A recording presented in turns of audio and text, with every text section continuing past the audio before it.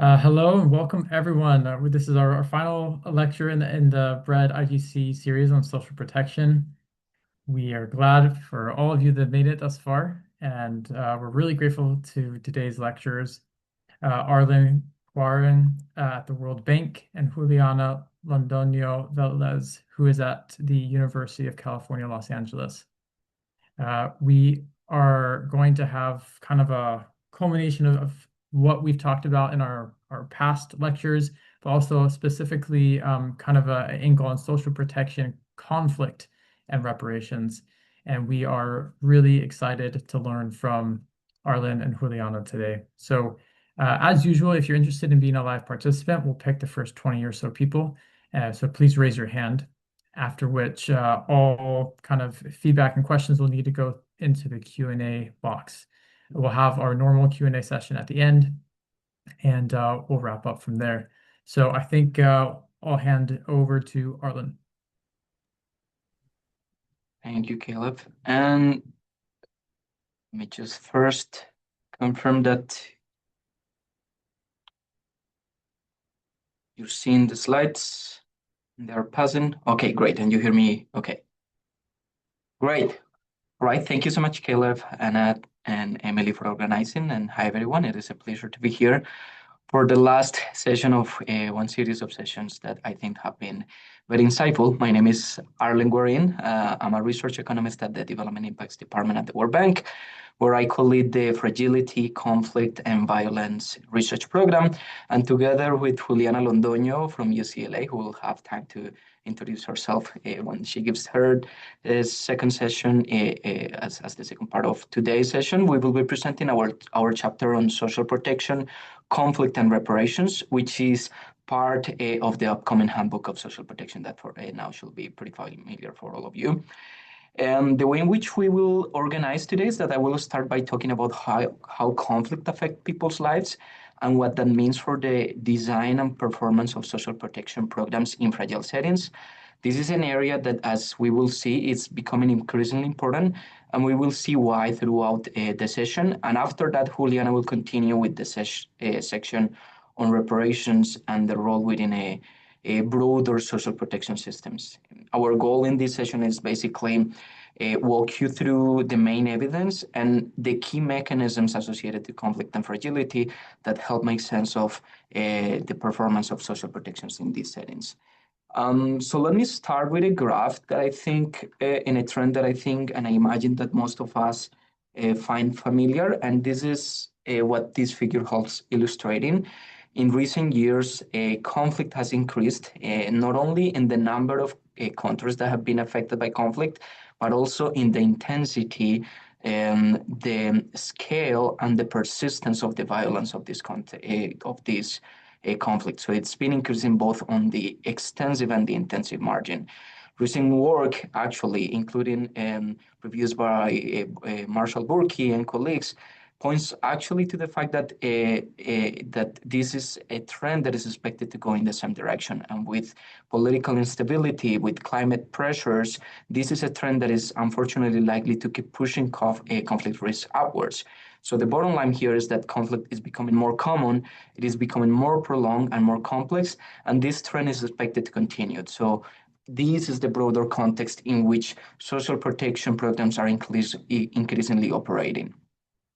But building on this trend of rising conflict, an important fact that is shown in this graph is that is showing the conflict severity index from the ACLED data from 2023. This graph is and this map is pretty consistent and persistent across time. If I had chosen to show this graph for 2021, for 2022, for 2024, and 2025, the shaded areas will look pretty similar. Severe conflict tends to be concentrated and protracted, and many of these areas have been affected by conflict for a long time. This index combines several dimensions of organized violence, including how deadly events are, how widespread conflict is, and how fragmented actors involved into conflict tend to be.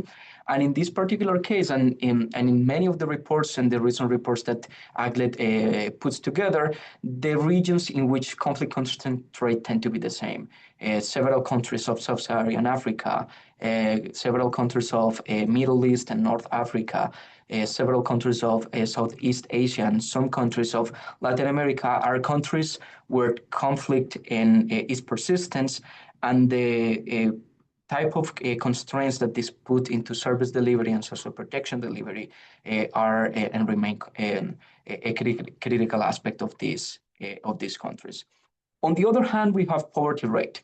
When we look at this map on global poverty rates, which is built on the information on poverty line percentages, or on people living below the poverty line using information from the World Development Indicators, we find geographic correlation that relates and overlaps strongly with the graph that I was showing you earlier.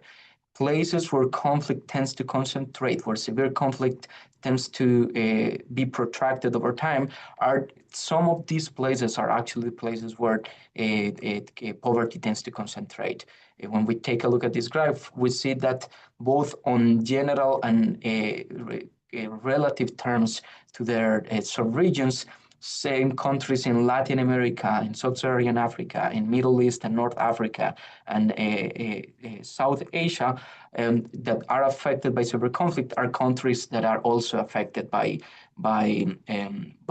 poverty. And this relationship can go in both directions. Poverty can make societies more vulnerable to the type of shocks that trigger violence, and at the same time, conflict can severely constrain development on this particular region. So for now, the key point beyond this bidirectional relationship is that geographic concentration of conflict tends to overlap strongly with poverty.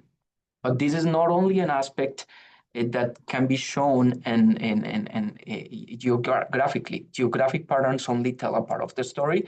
The dynamics matter a lot. If we focus on emerging and development economies in more stable settings, we can see that poverty, and extreme poverty in particular in these economies, has fallen sharply since the 1990s, which has been one of the most important development achievements of the last decade. However, when we take a look at settings affected by fragility or conflict, these successes of other emerging and development economies that are more stable have been challenging to reproduce in these settings, where for many of these countries, poverty has stagnated over the last decade. And as a result, when we see the share of extreme poor in living in fragile and conflict-affected situations, we see that as of today, most of the extreme poor are already living in fragile and conflict-affected settings, and this trend with compounding and increasing conflict risk is a trend that is only expected to grow. And as a result, and with fragility increasing, and with the recent trends in aid, which is with budgets for aid, international aid shrinking, becoming and learning more about how to be more effective in fragile settings is becoming beyond an optimal strategy, but a necessity. And the landscape of fighting poverty and the target and the challenge of overcoming and ending poverty is increasingly becoming the challenge of learning to do so in context affected by fragility and conflict, and for populations that have been affected by fragility and conflict. And this is exactly what we'll be covering and what will shape the discussion today. We are going to be describing and going about the evidence that we have about social protection measures and how the dynamics and the impacts on conflict mediate how social protection measures can interact and how can perform in this particular context.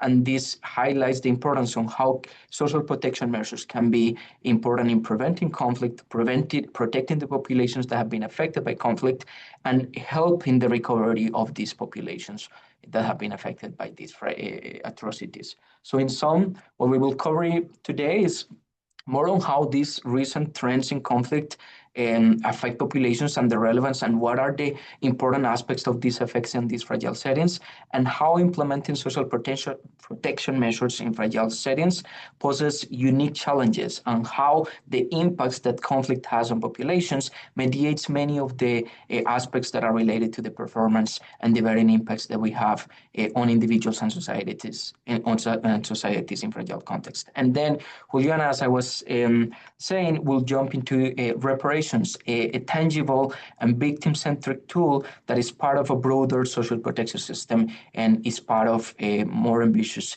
transitions into peace for societies. So let me jump into a substance on how conflict, on the evidence of how conflict affects communities and individuals. Evidence shows that conflict affects almost all the dimensions of societies. Conflict damages existing infrastructure and raises the cost of building new infrastructures. And when societies are affected by conflict, delivering services and social protection due to these infrastructure constraints is something that becomes more challenging.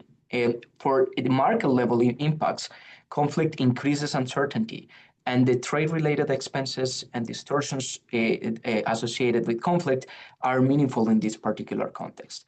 Conflict weakens institutions, governance. It diminishes state capacity and affects markets and production, and these tend of effects tend to last even after a fighting ends.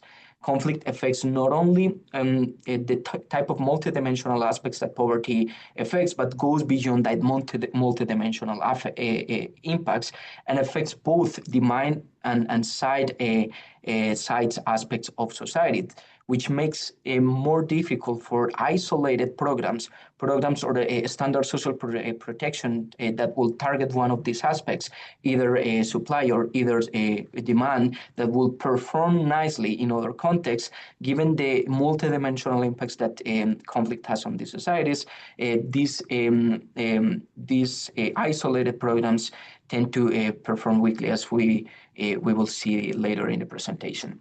But a conflict not only affects communities and societies as a whole, it has pervasive effects on the individuals that suffer this type of impacts. Conflict victims experience forced displacements. They lose assets, they lose their homes, they lose their livelihoods. Many of these people that live in these fragile settings endure violent loss of families. They are relatives of people that are that lose their lives in the middle of conflict. They are victims of serious human rights abuses such as rape, torture, landmine injuries, and forced displacement, many of these with traumatic and important mental health burden that causes long-term losses of physical, human, social, and moral capital, with education and achievement harm, with livelihoods affected, with employment affected, with disrupted livelihoods, with households facing severe psychological trauma and discrimination and stigma, with forced displaced populations facing now contexts where their skills are mismatched, where legal, cultural, and language barriers prevent them to incorporate and recover some of the trajectories that they had before conflict. And these are effects that tend to last even after a fighting has ended. And these aspects are the ones that mediate the effects of conflict. So let me now jump into the effects of social protection in these fragile settings, and how by being mediated by these impacts of conflict in these societies and these individuals, we observe what the evidence has shown us in terms of the impacts of this conflict. But before jumping into the impacts of more fixed set of outcomes, let me jump first into what evidence has shown you on the difficulties and additional challenges of implementing a social protection in these particular settings. Evidence has shown how the inadequate infrastructure, the disrupted markets, and conflict settings hinder the delivery of social protection programs in these fragile and conflict-affected situations. Fragile and conflict-affected situations tend to be marked with weak property rights, with limited resources, with reduced state control that constrained the program reach and monitoring. And in many of these instances, the delivery of these standard social protection programs tends to rely on third-party implementers that will have more local knowledge and more local expertise. They may be more varied in the type of the delivery that they have, the quality of their services that they can deliver, and in their monitoring capacity. After conflict for displacement populations and social unrest makes difficult for households to benefit from these social protection aspects, and at the same time identifying who is eligible to these type of benefits and who is going to benefit more, and where they are located is something that becomes more challenging in these fragile settings. These disruptions undermine the social protection returns and hinder the delivery to the intended beneficiaries, with the compounding and higher probability and risk of linkages or leakages of some of these resources to unintended beneficiaries in these settings. Identifications and data constraints are particularly more challenging also in these settings. The displacement itself makes it more difficult to identify who are the ones that are going to be more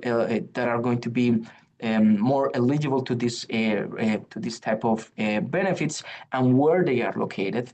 Limited data impedes targeting, and registration and monitoring becomes more challenging, with some of these monitoring and administrative data sets being actually targeted and affected by the conflict, and making these data sources that are typically used to target and increase and facilitate the registration and monitoring of these programs, making more challenges. And data deficiencies make at the same time not only operation more difficult, but also learning from these operations more difficult. Research in fragile settings is particularly challenging. Collecting data, learning from these particular contexts, and a learning that actually can deliver a more a higher return to the money invested in research, given the higher returns to tailoring programs to these particular settings, is something that is more difficult to do in fragile settings, which makes it actually more important for more evidence to be created in these particular settings affected by conflict and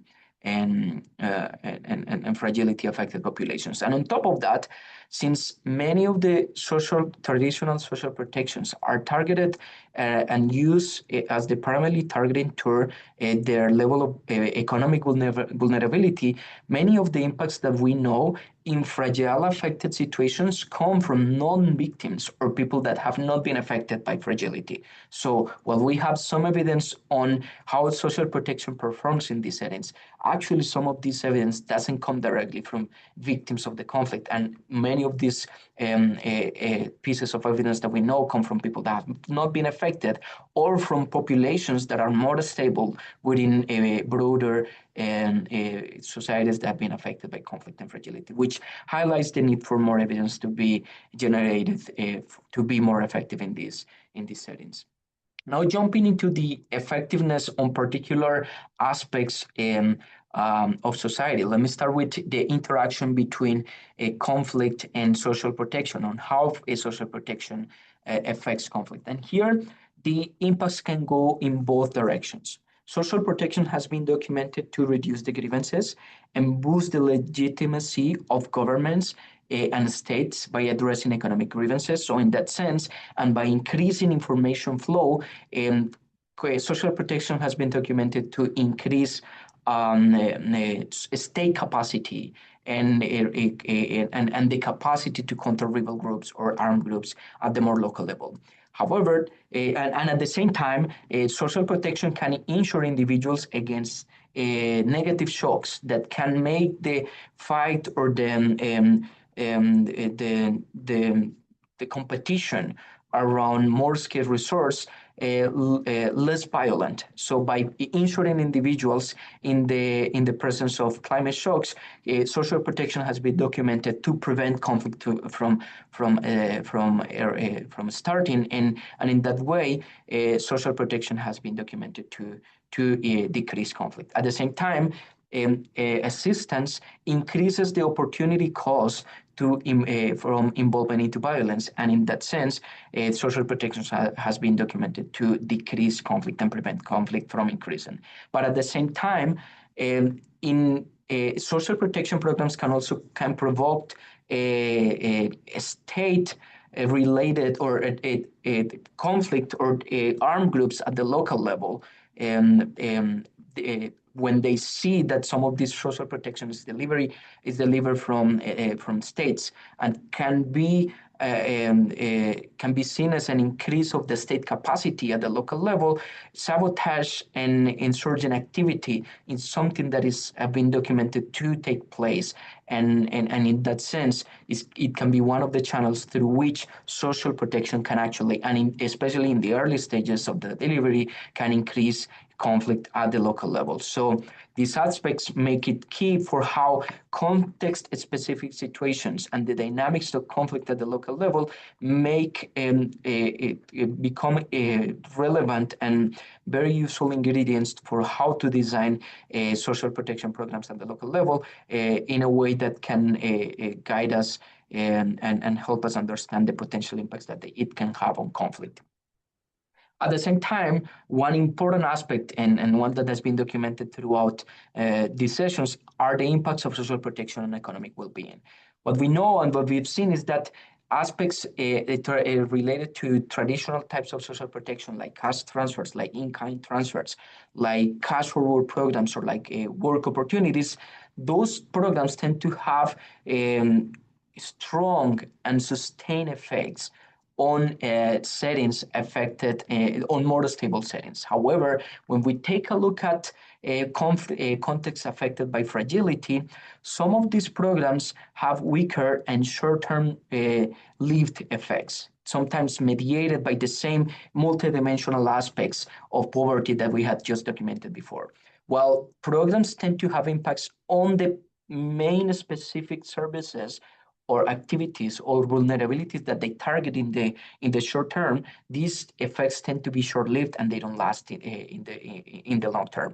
So cash for nutrition programs, cash transfers, they reduce the vulnerabilities of the households. They increase food security in the short term. Cash for work program increase the probability of employment for communities in the short term.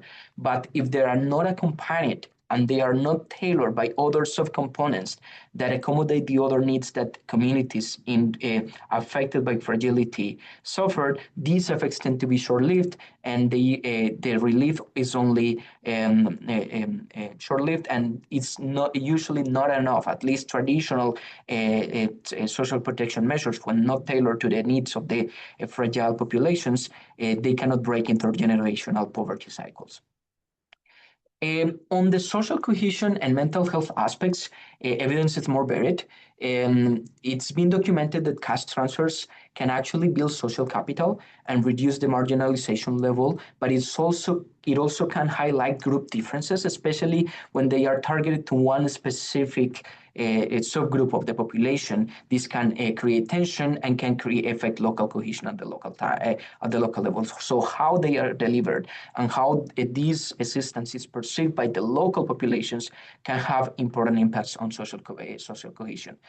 Evidence on public works and community on CDDs, community-driven developments, is more varied, with outcomes or impacts on social cohesions and other outcomes that go beyond the ones that are typically studied for other type of assistance are more limited. And actually what is typically found is that other more flexible approaches like cash transfers, like in-kind transfers, tend to outperform other programs or type of programs like community development programs in these settings. On the other hand, more non-traditional approaches like truth and reconciliation forums have been shown to produce an increased social capital and foster forgiveness towards perpetrators. So these other, like close to non-standard social protection programs are more and show more promising avenues on how they're like these other multi-dimensional aspects that are non-standard in other type of settings can actually help overcome these complementary or like these compounding aspects that prevent other type of programs from succeeding in these settings. On terms of mental health, evidence shows on this aspect actually that the results are tend to be positive. Cash transfers improve mental health, and employment yields larger mental and physical health benefits than in other type of populations. Forced displaced populations tend to benefit more on the economic and also on the mental health aspect from employment opportunities, and this is something that has been documented throughout the literature in a very consistent way. Now, on expanding a little bit more on non-standard social protection measures, as measures that are needed to overcome those multidimensional aspects of poverty that go beyond the typical multidimensional aspects of poverty in more stable settings. What we know is that these non-standard social protection programs actually outperform other standard programs and actually are needed and when they are used to complement standard social protection programs, it is in these cases where these more with these more standard social protection policies start to be more effective. Parenting programs and psychosocial support has been proven to improve the mental health of the parents that are receiving these parenting programs, but also the children of these beneficiaries of these parenting programs. And at the same time, with psychological support and programs that are targeted at the school level have been documented to increase social cohesion and a better and reduce the mental health burden for children in schools. Cognitive behavioral therapy has also been documented to reduce recidivism in people that tend to be part of armed groups. And when paired with economic and more typical or more standard social protection approaches, tend to deliver more and long sustained impacts. An outcome that when tested individually, that is when only CBT or when only cash transfers are tested, they don't deliver as good of a result when these two approaches are combined. And on the educational programs, perspective taking on groups of refugees participating in schools or on other outsider groups where social tensions tend to be relevant and tend to create a conflict risk. These perspective-taking approaches have been proven to enhance social cohesion and reduce peer violence, at least on the targets or with effects that tend to be localized on the particular groups that are targeted and not necessarily translating to a better social cohesion and reduce peer violence outside of the groups that are targeted by the interventions, but at least for the groups that are targeted, and that tends to deliver important social cohesion and peer violence effects. These interventions can then help break that intergenerational cycles of violence and highlight the need for these comprehensive strategies that target the needs, the economic needs of these populations, but at the same time targets those other needs that compound these constraints that these people that have been affected by conflict tend to have, and as I was showing in earlier slides. So the bottom line is that traditional social protection measures do not fully address the multidimensional hardships of conflict victims. Conflict has pervasive effects on many dimensions of the societies. It has effects that go beyond the traditional impacts that we document. And when we don't accommodate programs and tailor those programs to accommodate those constraints, like the impacts tend to be short-lived and be weaker than in those other settings that are more stable. Programs are more successful when tailored to these settings. And these type of programs require the understanding of context-specific constraints and integrating both economic and social and psychosocial support. And this is why reparations is a program that is non-standard and is part of a more comprehensive approach of social protection is of high relevance, and it's actually why Juliana will spend the next part of the presentation talking about. This leaves, at least this part leaves several open questions. We need to understand more on what interventions can support victims' mental health and help break these intergenerational cycles of trauma and violence. So, what type of interventions can help us tackle down these longer term consequences on mental health? We need to understand more about what are the complementarities between different types of social protection programs, especially on those that target both the demand side and the supply side complementarities. We see that when programs, for instance, the conflict has affected supply and demand, and we have an isolated program like a cash transfer that doesn't target local supply at the same time, while in other settings that are that were not affected by conflict and that have more functioning markets, delivering cash transfers can actually deliver a longer term socioeconomic impact. In places affected by conflict, when cash alone is delivered, sometimes this actually can have negative consequences, with more of the effects being seen only on prices. So understanding the complementarities of bundling programs, of coordinating the delivery of these programs, and actually tailoring these programs with other subcomponents that target the needs of these communities, it's something that we need to learn more about. We need to learn more about how programs can be adapted to reach people facing imminent risk. That is, whether social protection can not only be a tool for a health recovery, but also how early social protection in people that are facing imminent risk, with the now more available tools that we have to predict these type of shocks, can help them navigate these risks in a more effective way. And actually, we can link these short-term and longer-term consequences of conflict in a better way.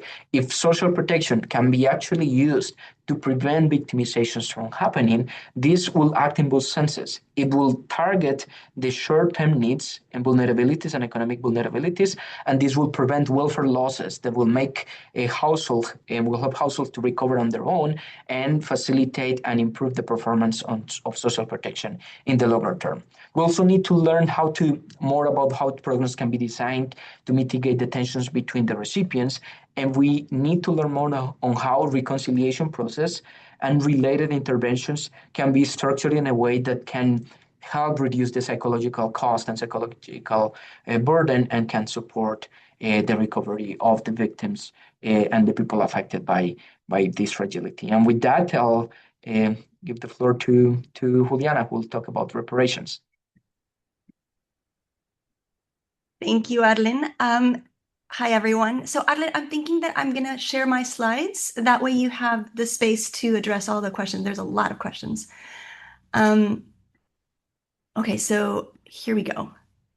So hi, everyone. Hopefully you're seeing the slides now. So I'm going to now talk about reparations.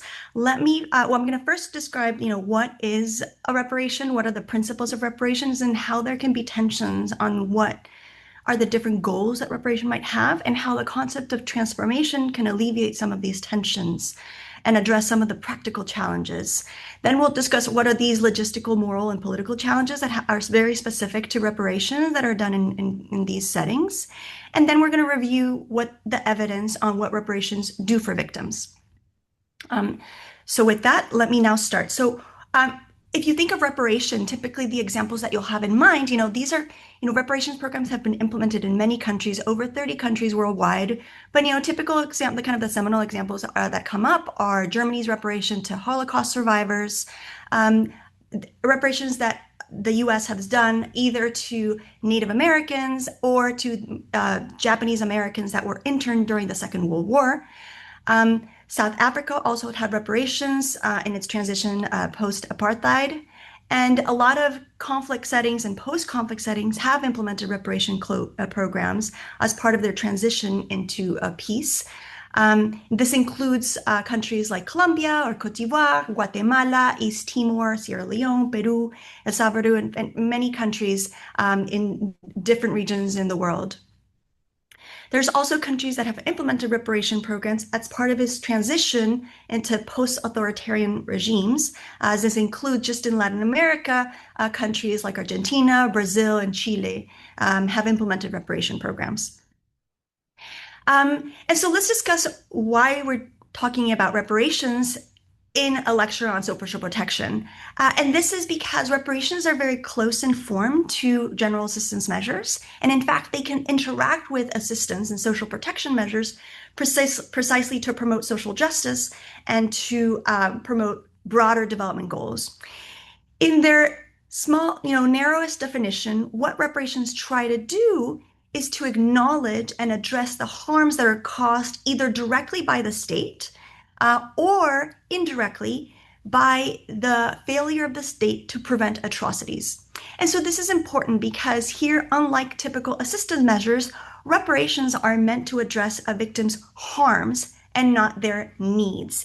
This is important because in many settings, victims will be poor, and here reparation is really meant to address what the conflict did relative to how they were affected rather than what are their general needs, either in socioeconomic terms or in health terms or educational terms. Interestingly, though, experts in transitional justice argue that reparations can do more than just acknowledge or recognition. It can also pursue broader goals like, fostering justice, supporting the recovery into peace, for instance, promoting reconciliation among communities that have been, affected by the conflict, and more generally, boost economic development.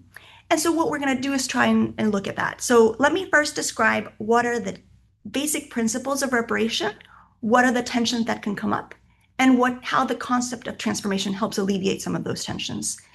So when we think about the basic principles of reparation, we have to go back to the United Nations 2005 statement on what are these principles. And basically in 2005, so like 20 years ago, the United Nations said that in order to do reparation, it's important to do it integral reparation. And so integral reparation is meant to address the suffering endured by victims of gross human rights violation. And in order to do that, you need to have 5 components. The first component is provide compensation for the harm suffered.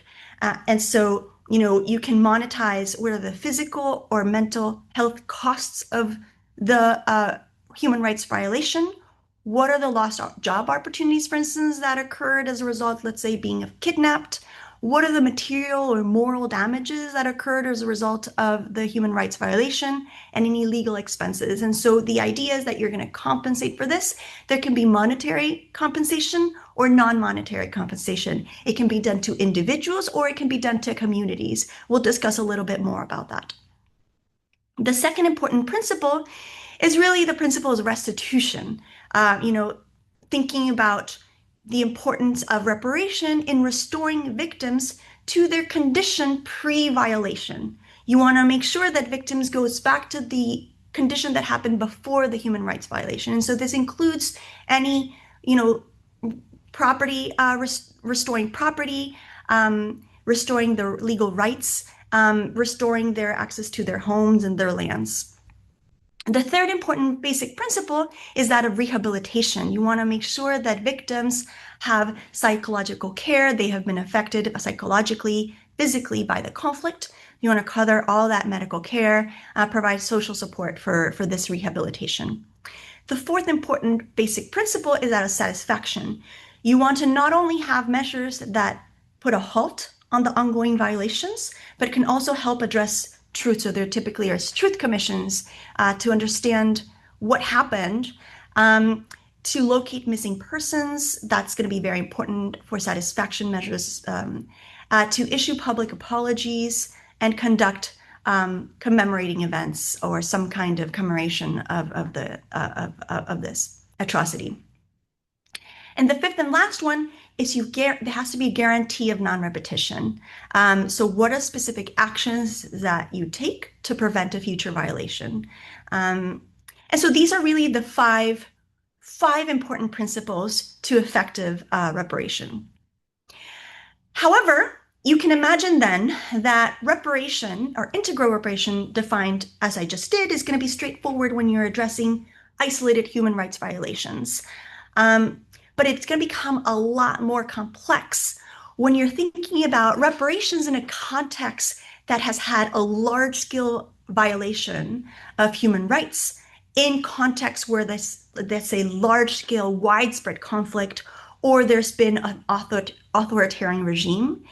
And the reason why is because in these contexts, societies is going to grapple with two issues. One is not only addressing the gross human rights violation, but also the fact that in these settings, there's typically going to be a deep-rooted inequality, poverty, discrimination, even before the human rights violation. And so you look at the examples in Latin America, like in Colombia, Guatemala, Peru, and El Salvador, the victims of conflict there, they were already in vulnerable conditions. They already faced discrimination even before they were victimized. Many of these victims were poor. Many of the victims lived in rural areas. And so if you think about the principle of restitution, which is putting the victim back to its condition before the human rights violation, that's going to be very tricky, right? Because you're basically putting a victim in a state of poverty and discrimination that existed before the violation without really addressing the underlying causes and consequences of the conflict. And so we might think that in these settings, these kinds of setting, simply applying the principle of restitution is going to be both unfair and counterproductive. And so it's there, you can see now there's going to be a normative tension between what is corrective justice, putting people back in their place before the human rights violation, and distributive justice. So meaning addressing the socioeconomic inequality, the poverty, and the discrimination that victims suffered before the conflict. And you want to address that in order to offer victims a better life. And so it's in this, as a result of this, in the transitional justice literature, the concept of transformative justice has come to help alleviate both of these tensions of corrective justice and distributive justice. And so the key idea here is that reparations should not only address the specific violations that affected a victim and the ongoing harm, but it should actually bring about lasting change by, quote unquote, transforming what are the underlying conditions that allow these violations to occur. The fact that there's systemic inequality, systemic poverty, and discrimination, that's exactly where transformative justice can come in. It's also so that not only addresses these normative issues, but it also helps bridge practical issues that come up where a lot of post-conflict and transitional settings that are implementing reparations programs alongside traditional social protection policies have the dual constraint of both having these large violations at the same time, very weak institutional capacity, weak governments, and a very tight budget in order to address these challenges. And so it makes it very difficult, a result of that, to develop both programs, both reparations and social protection simultaneously. The concept then of transformative justice has actually then been helpful to address both of this, because by transforming victims' underlying conditions, you can both help, address their immediate needs and at the same time bring about lasting change and satisfaction. And so the concept of transformative reparations has actually gained recognition internationally from institutions like the ICC, the International Criminal Court, and they have in fact been integrated recently into UN policies and operational guidelines. And so let me give you a very concrete example that comes from Colombia. So Colombia has had, decades of a very long-lasting conflict. It's actually been the longest conflict in the Western Hemisphere. It's a complex conflict that involves guerrillas, paramilitary groups, and the state. It started providing reparations in the early 2000s, but what you see as the first large-scale implementation of a transformative reparation program comes about in 2011 with the adoption of something called the Victims' Law. The Victims' Law is a very ambitious program. It followed the UN guidelines that I just described by providing compensation. In this case, it was financial compensation, land restitution, measures to rehabilitate, to provide satisfaction, and to guarantee non-repetition. It provided this both at the individual and the collective level. It provided symbolic compensation as well as material compensation and moral compensation. What you should know about the Colombian conflict is it is really widespread. Roughly 1 of every 5 Colombians is a registered victim of conflict. That's about 9 to 10 million people. That's huge, right? It's the size of a small European country. And because of its large scale, the victims' law tried to compensate a similar amount of people, like more than 7 million people are eligible to receive compensation, either because they were forcibly displaced. We've got 8 million people that have been forcibly displaced by the conflict in Colombia, or because their relatives have been murdered or forcibly disappeared. And it's really interesting that Colombia did this because there's still an ongoing state that's occurring today between these 3 groups. So let me give you an example of how it happened. So let's think about compensation. So financial compensation was paid in a lump sum, meaning one single payment, and it came with a personalized letter from the state. And the state expressed remorse for the human rights violation. And so this is important here because it is a recognition that a harm was done, but the state doesn't say that it itself has done the harm, has caused the harm. So it says, I'm sorry that this happened to you without directly saying it was caused by me. A lot of conflict victims are victims of guerrillas and paramilitary groups. And what's crucial here is that the concept of transformation was really embedded into the reparation policy. The state directly encouraged victims to transform their lives. So it called the reparation a transformative reparation, and it told victims to use the reparation to transform their life by investing the money in 3 things: either the homes, or land, because a lot of these victims were forcibly displaced, they had lost home and land, to start businesses so they can have like income generating activities, and to invest in their children's education. So really a human capital investment. And this very strong emphasis on transformation really was very much understood by victims. So researchers from Harvard went and surveyed victims, and they found that about half of victims believe that the main goal of compensation is life transformation, above and beyond harm reparation, which is only 31%. And in fact, almost 3 of every 4 victims think that compensation helped in transforming their lives. And so what lessons can we learn from this? And how is this related to social protection? So here I take from a literature from political science that shows that in order for reparation to fulfill its transformative potential, they have to be implemented appropriately and in coordination with general social assistance. And again, this is because reparation and social protection are very similar in both form and goals. It's actually distributed through similar screening. So for instance, in the case of Colombia, it uses, in the early 1990s, it used the typical social protection procedures to identify victims and to register them. And it, in fact, has implemented processes to incorporate victims into social protection in a very similar way, giving them priority.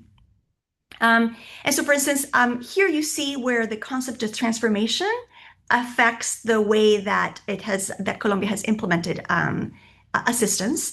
The way that it typically works is that Colombia will provide victims with humanitarian aid, like food or monthly housing subsidies. And the idea is that a victim will first receive humanitarian aid before obtaining reparation. And the reason is that the state considers that in order for reparation to generate a full transformation into victims' life, they first have to address their immediate needs. So you can't really transform victims' life without taking care of their food and monthly need and housing needs. And so first victims will receive humanitarian aid, and the state considers that necessary for victims to fully benefit from the transformative potential of reparation. And so this is an example of how, depending on how reparations are used and communicated to victims, social protection measures can actually increase the reach and the impact of reparation, or in fact, it can detract from reparations significance. So there can be other examples in the case of the Democratic Republic of Congo, for instance, or in fact in the early cases of Colombia, where victims didn't really understand that reparation was different from social protection, and they actually often confused both, and they didn't understand the differences between general assistance and reparation and how that was related to their condition as victims and how that was different from what they would have received by just being poor. And so this is an example of how those interactions really matter. Okay, so now let me talk a little bit about the logistical and the challenges that come up when implementing reparations. So there's going to be a lot of uncertainties regarding how feasible a transformative reparation program is and what are the operational details that come up. So for instance, should you, when determining who is eligible for reparation, in Colombia, for instance, you typically have considered the severity of past abuses to be a huge predictor of who should be receiving reparation first. Should you, however, consider alongside the severity of the harm, should you consider their material needs? So we talked about reparation being the victim-centric form of addressing harm, but should it also consider need? Should it consider how poor you are, for instance, in order to prioritize it? Should priority be given to certain vulnerable groups like typical social protection measures do, like prioritizing children, prioritizing single mothers, prioritizing widow or the elderly or the disabled. Some countries have done it, but then you move beyond what is a harm and you think about need, right? And so this is kind of a challenge that comes up in this literature. And the truth is that even though reparation has a very commendable goal of addressing harm and promoting, let's say, economic development, there's a huge gap between what is the goal of reparation and what is the actual benefit that it does. So there's a big gap between implementation and design. In fact, a full-scale implementation of what is an integral reparation is actually very uncommon. What you can see that comes up is that countries will often focus on the easiest form of compensation or the easiest form of reparation, which can be financial compensation, because it's a lot more straightforward to implement and to monitor, like giving out checks, than implementing non-monetary reparations. So for instance, in the case of Colombia, land restitution, that is one of the important 5 components of reparation, has been extremely hard to implement, both because it's really hard to show ownership in a context where there's widespread informality and there's little property rights, formal property rights, but also because there's a lot of tension into who owns land, and you can see violence erupt as a result of implementing this. It's also really actually even hard to determine who is eligible for reparation, both logistically, morally, and politically. Let me give you an example. So in practice, you'll see that in these contexts, registers of victim either do not exist, so there's no database registering who has been affected by the conflict, or even when there is, it fails to capture most victims. And so that is one huge issue that comes up in this context. Additionally, if you require victims some kind of corroborating evidence that they had been victimized or that they had been affected by a gross human rights violation, that can be really burdensome. Like, for instance, take the case of women who have suffered sexual violence. Requiring them to show evidence that they have been suffering, let's say, sexual violence can be really burdensome, right?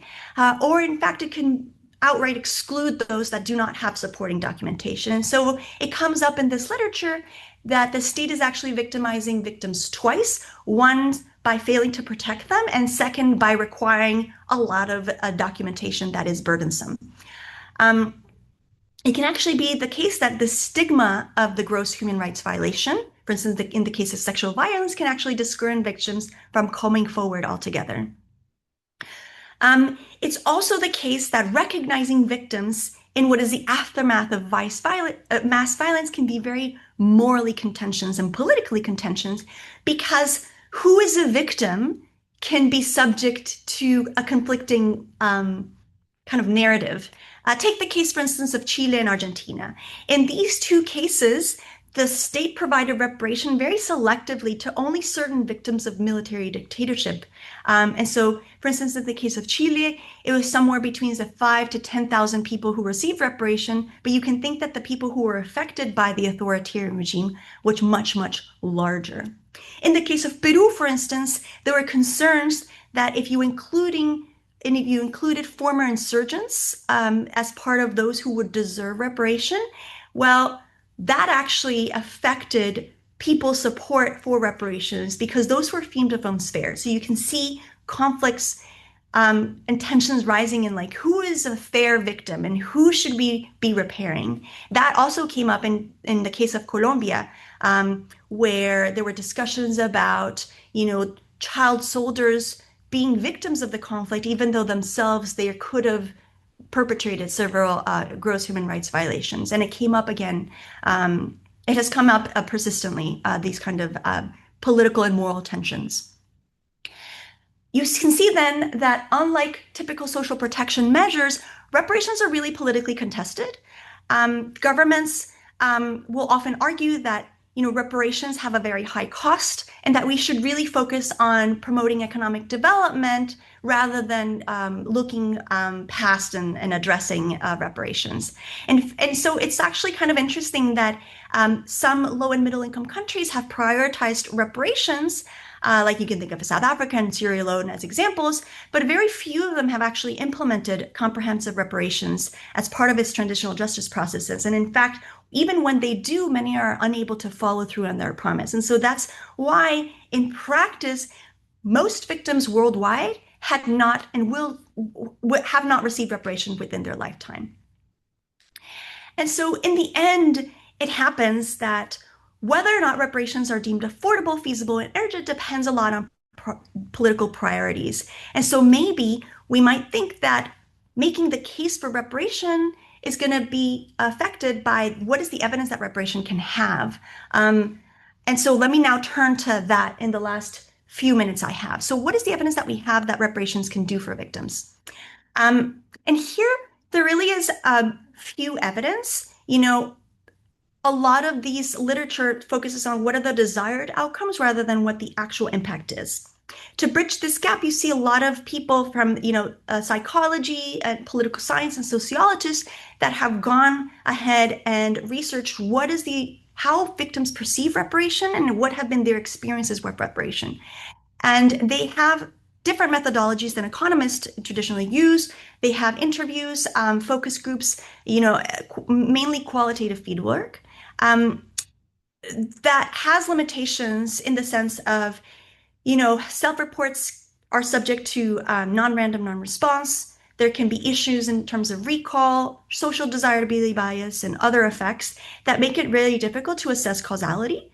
But still, given with that in mind, let me try to address what evidence do we have. So the qualitative evidence on reparations tells us that the experiences of reparation vary a lot depending on how programs are implemented and whether justice is delivered alongside the reparation.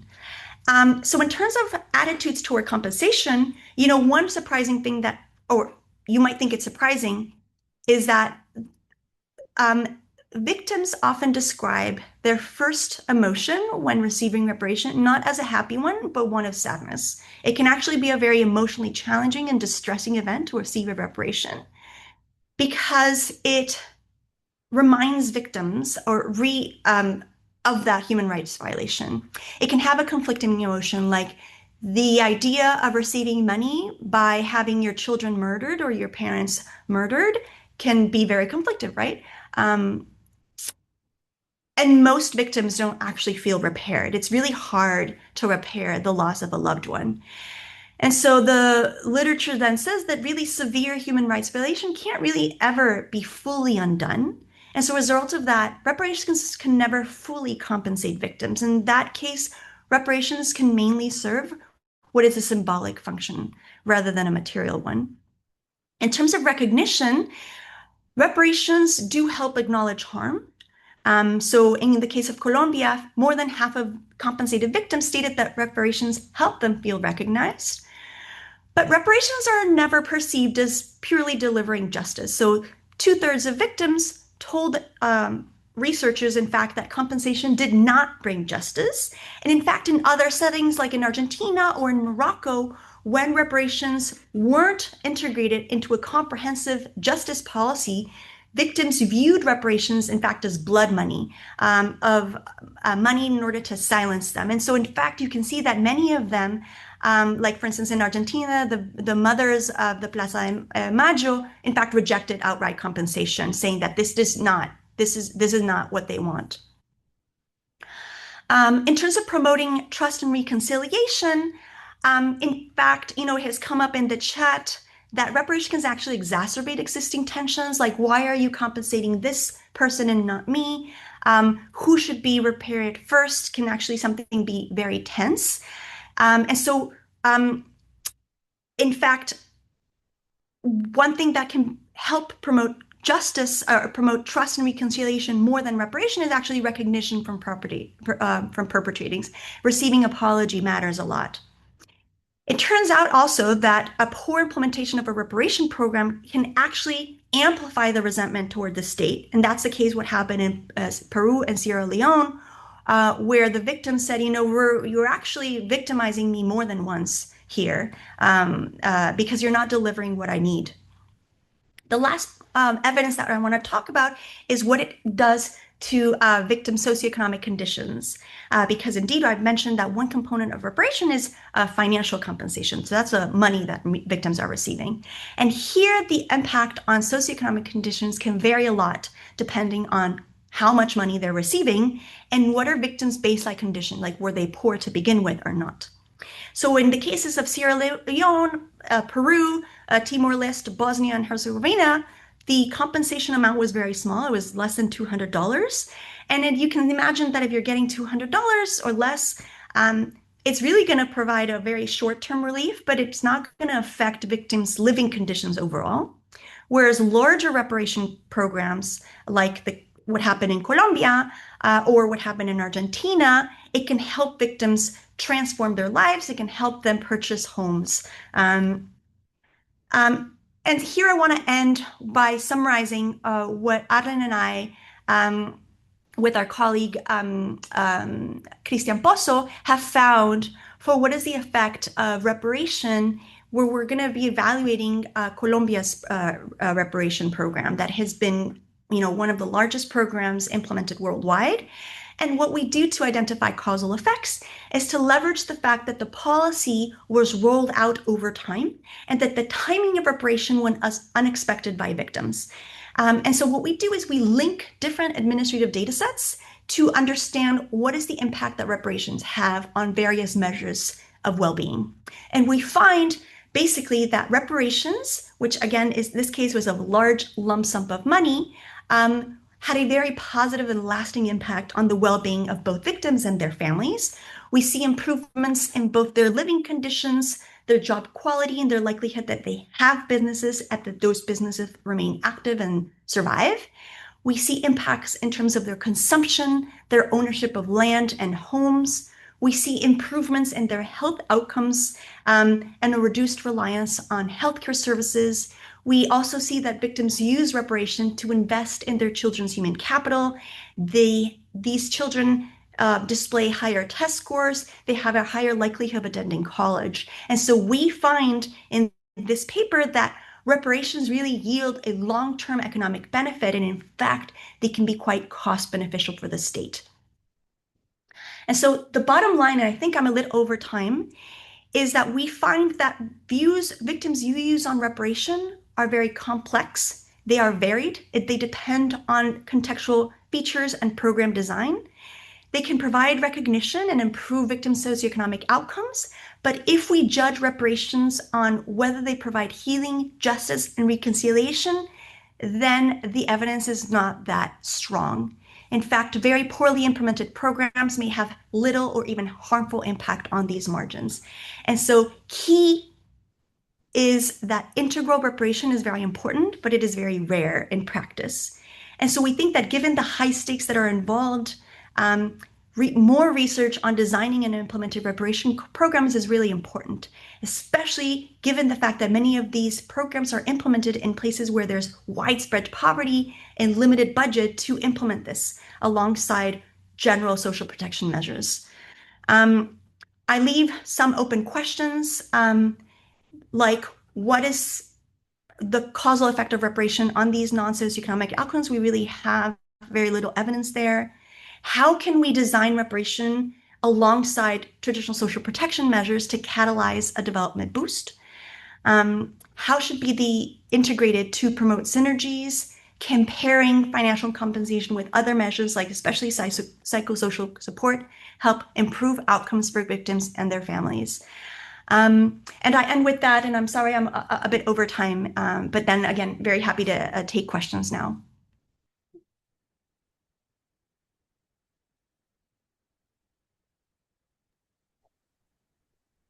Thanks so much, Juliana. If there's any of the live participants that have a question, we can start there. And otherwise, we can turn to many of the remaining questions in the chat.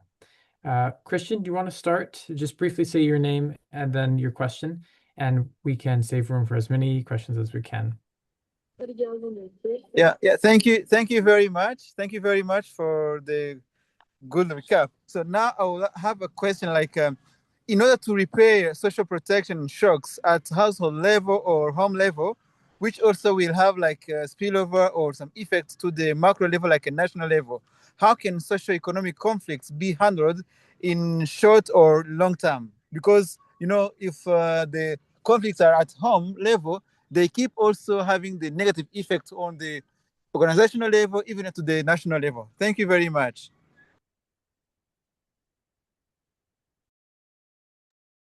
Do you want to take some more questions before addressing Sure. that one? Shadwa, would you answer or would you ask your question as well? Yeah, thank you so much, Caleb.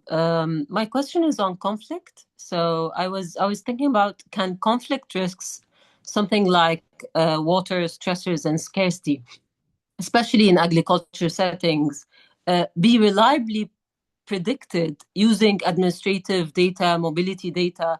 In other words, can any data set signal a pre-conflict threshold so that we reliably say, okay, now we can release cash automatically? Thank you.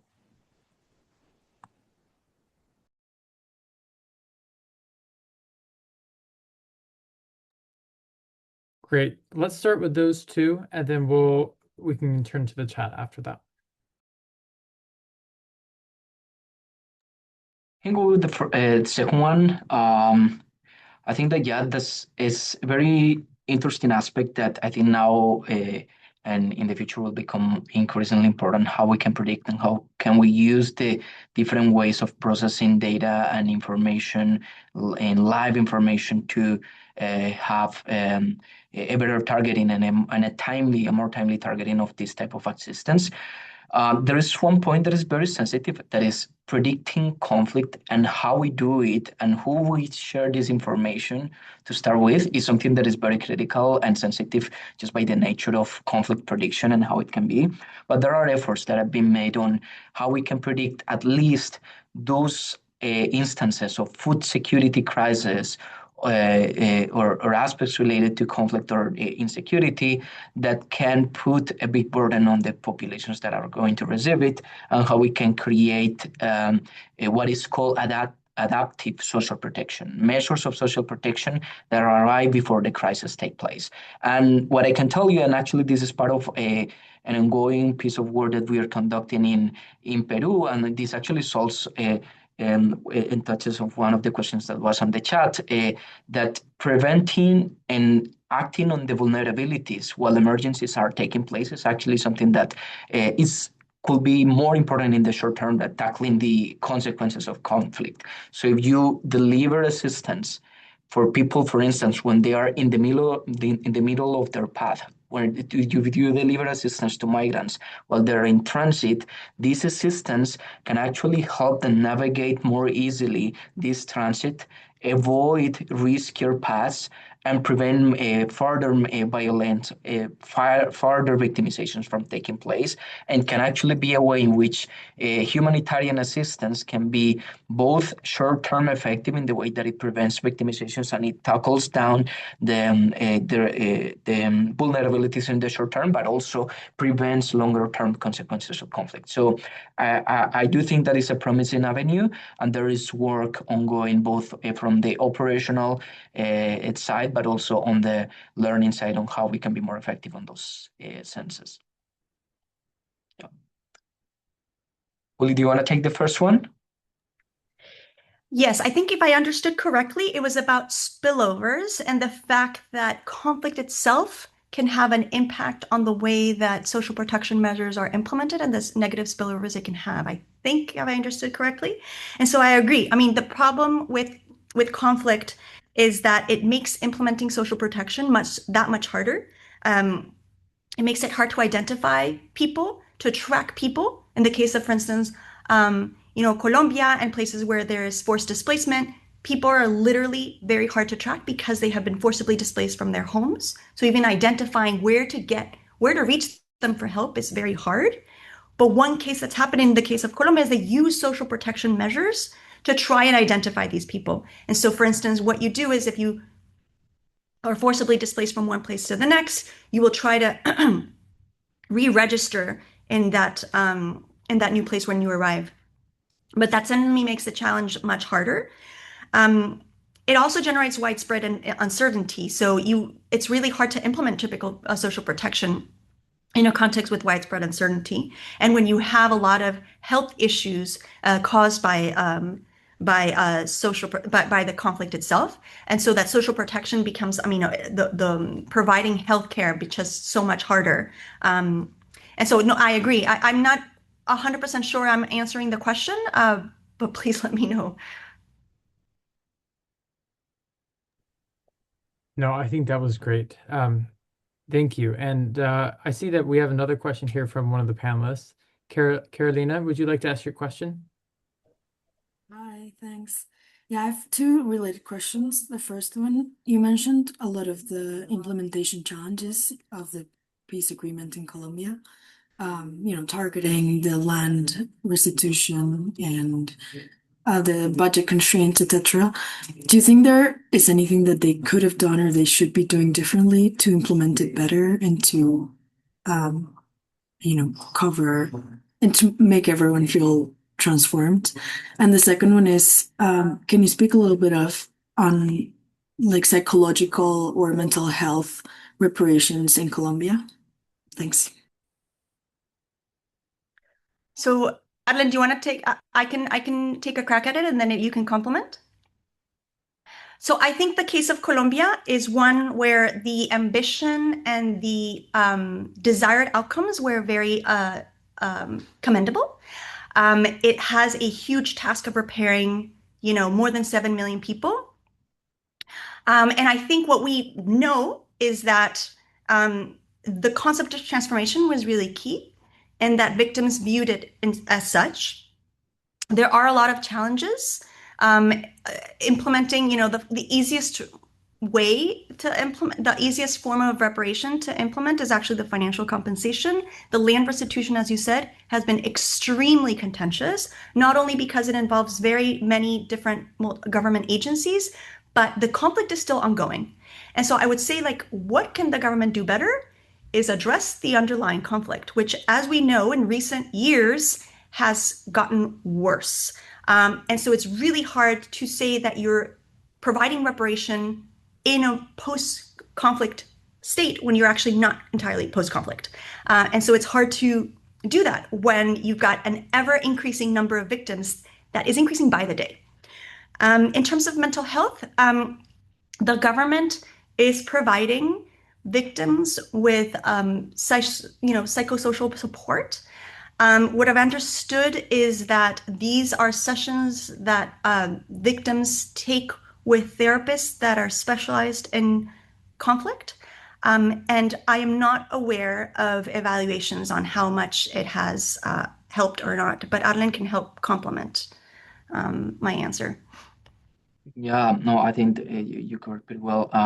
What we know is that the effects and the consequences of conflict on mental health burden has been tremendous in Colombia. However, the level of stigma associated with mental health consultations, with using the tools that are there for victims, but also like for population in general, have prevented also some of these victims from getting access to them. When we take a look at the data, and the impact of reparations, for instance, in our project, we do see some increase in the probability of having a consultation with a mental health specialist after you get the reparation. But like the average for any given person that is a victim of the conflict, the probability of having like that consultation in a given quarter or a period of time is pretty low. So I think that there are still measures that can be taken to increase this usage of this type of services by these populations, especially because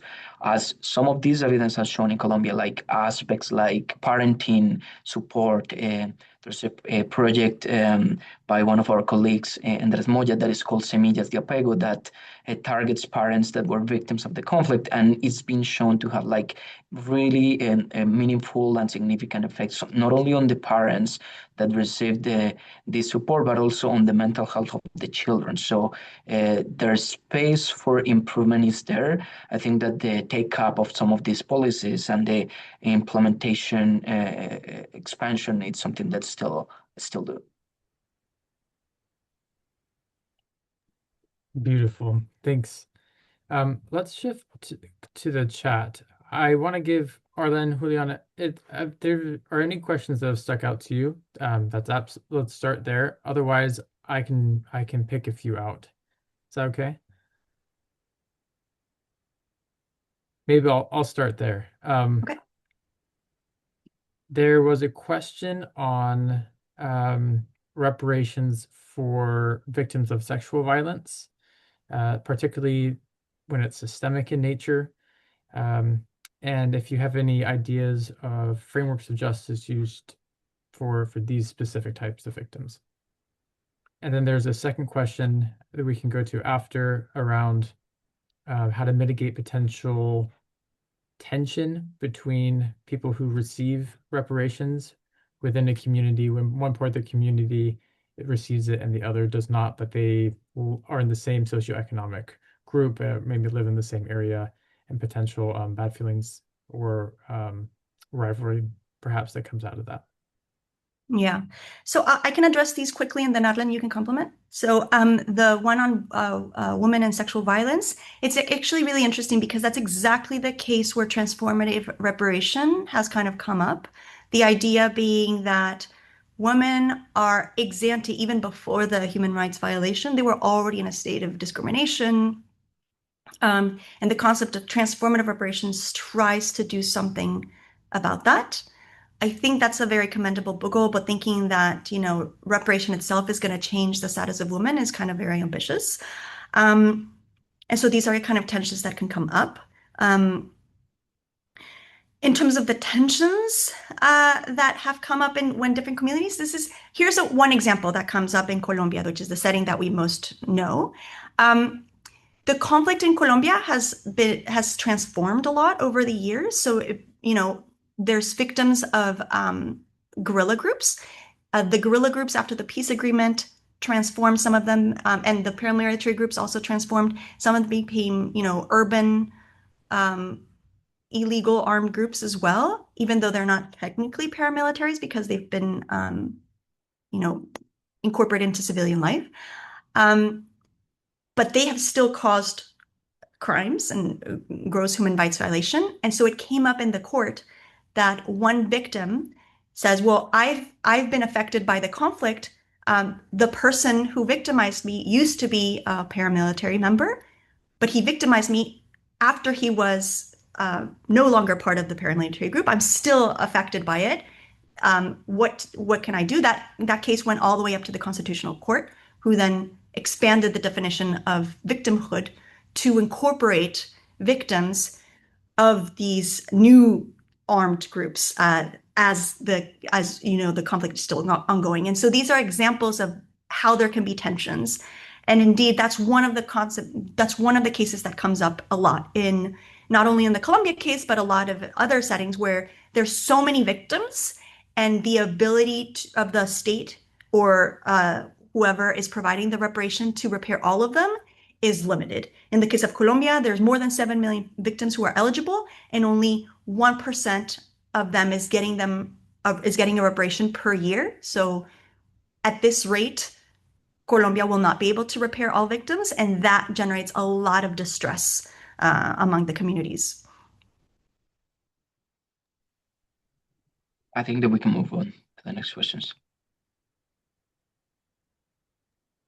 Yeah, well answered. Thank you. Habib, would you like to briefly ask your question? And then Louis, you're one of the panelists. You asked a good question in the chat. I just wondered if you'd like to ask it live after Habib. Yeah, thank you so much, Juliana and Alan, for the wonderful presentation.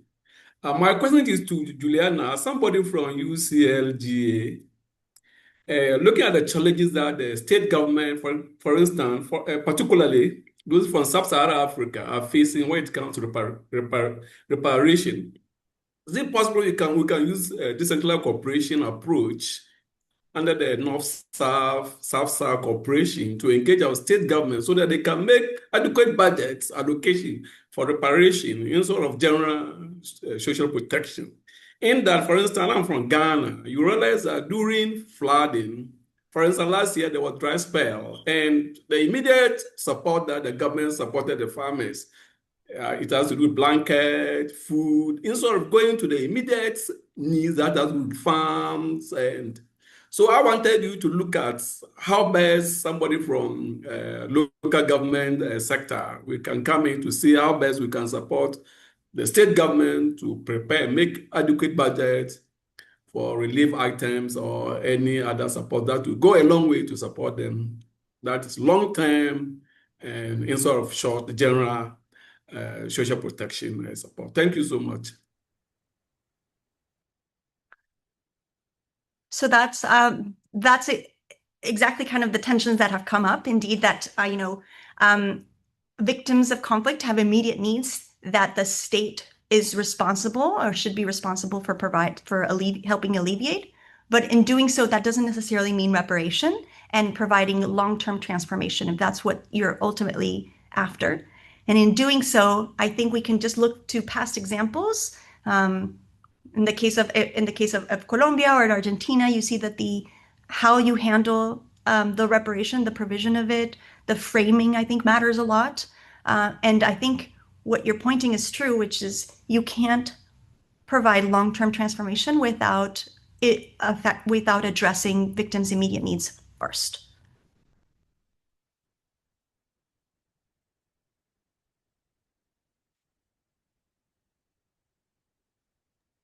Wonderful. Okay, I just got a message from Louis saying that he has too much background noise, but I'll ask this question for him.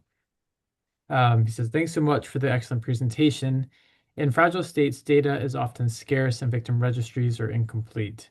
How can reparations and social protection programs be designed to avoid excluding the most vulnerable, such as survivors of sexual violence or those without documentation, while maintaining integrity and avoiding exploitation?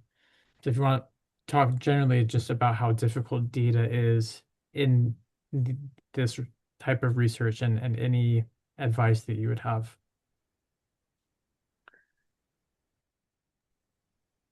Alan, do you want to take this one, or? Yeah, I can go first, and maybe you can complement. I think that this is one another of the tensions and one of the difficulties that implementing this type of programs in fragile settings is not only for reparations, which is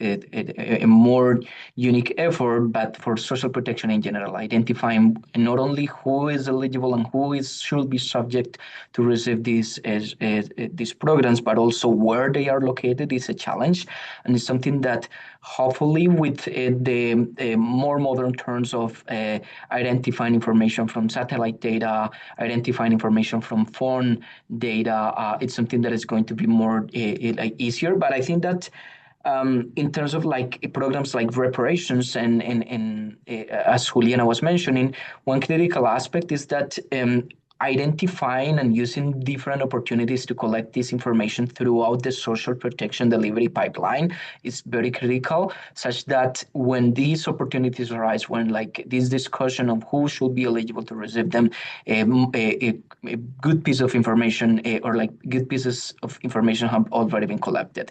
In the case of Colombia, for instance, there was a little bit less tension on who was going to be included, despite the big tensions that this type of national discussions can have, because of the fact that Colombia had been collecting data on who was eligible or who was a victim of the conflict for more than a decade, even before the conversations on reparations started.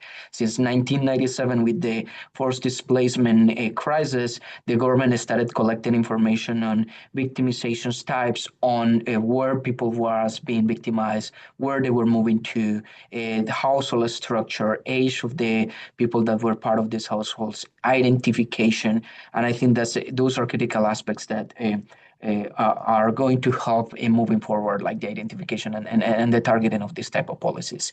And in that sense, and related to that last thing, having national ID systems, I think, is a critical aspect also, not only for reparations, but social protection delivery, in a way that is one critical aspect that allow us to have a better targeting of people. And it's something that as we move forward on incorporating more advanced technologies and access to this type of more modern ways of capturing this data, hopefully we're going to have a better targeting of these populations.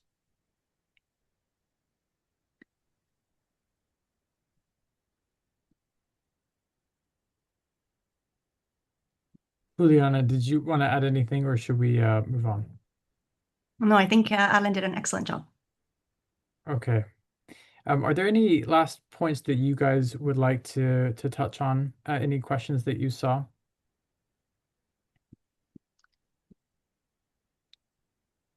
If not, could I ask, we have a lot of young scholars here. I think a little over 50% are master's or PhD students. Is there any advice that you would give to them or to yourself back, and if you were in that stage, as many are embarking or continuing on their research journeys?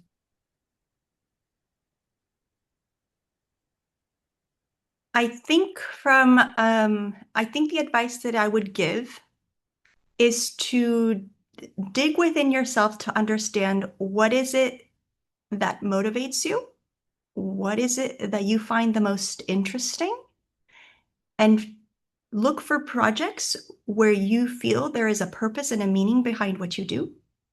And I think being that self-motivation will help you through the ups and downs of research life. And complementing that, if that happens to be something within the landscape of fragile and conflict affected situation, that resilience, that motivation part is there. Like, this is something, a problem that is unfortunately and a challenge that is only going to increase, at least in the foreseeable future, and more evidence is going to be needed in these aspects. But we were discussing how critical and how difficult creating and implementing projects here is, and how documenting evidence in these settings are. So if this is something that you are interested on, being resilient as well, going through the ups and downs, being prepared for implementation delays, being prepared to constraints, and to be adaptive in the type of questions that you aim, understanding the context, paying it strong attention to what are the special constraints that are going to be that you as a researcher are going to be facing, but also like the project that you're evaluating is going to be facing is key. But that resilient aspect is even more important in this setting. So being prepared for that and having motivation clear is going to help you throughout.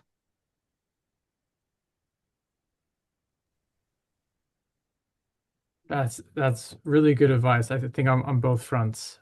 There are a lot of hiccups that happen as you in the middle and the beginning and the end of your research, and if you have something that can help drive you through those roadblocks and helps navigate those waters, that's of very high value. We are here drawing out the close now, so I think this is as good as time as any to wrap up. Juliana, Arlen, thank you so much for your time and for your insights. There's been a very lively Q&A box here, so there's a lot of interest in what you guys are sharing. I copied and pasted the link, everyone, to their slides. The recording of this lecture will go there, and there's also the chapter that they're writing or have written for the book. So if you want to learn more, that is a great resource. All the other lectures can be found there as well. And we're just really grateful for everyone who's come over the last 12 weeks. You might miss one or two, but this is an incredible opportunity to learn from leading experts on these topics. I think Josue, I saw, made a comment that this is a sort of social protection program where we're investing in the human capital, giving you a boost, and we'll see what comes out of it. It might be a idea or a resource for your project. It might be a trajectory change, but there might be spillovers that happen as you share things you learned with people in your cohorts or your classes. We're grateful, and we hope that this has been useful. Big thanks to Bread and to JPAL for helping put this on. We couldn't have done it without them, but especially thanks to our attendees who have come and asked questions and learned over the past few months. So with that, we'll send the certificates out to all those that have come for the minimum threshold of 10 lectures, and that will come by the end of the month. So you can expect to hear from me by then. So with that, wish everyone a happy December, happy week, and best of luck on your journeys. So thank you again, and we hope to be in touch. Thank you, Caleb. Thank you. Thanks, everyone. Thanks, everyone. Thank Thank you, you. everyone. Thanks so Bye-bye. much. Bye-bye. Bye.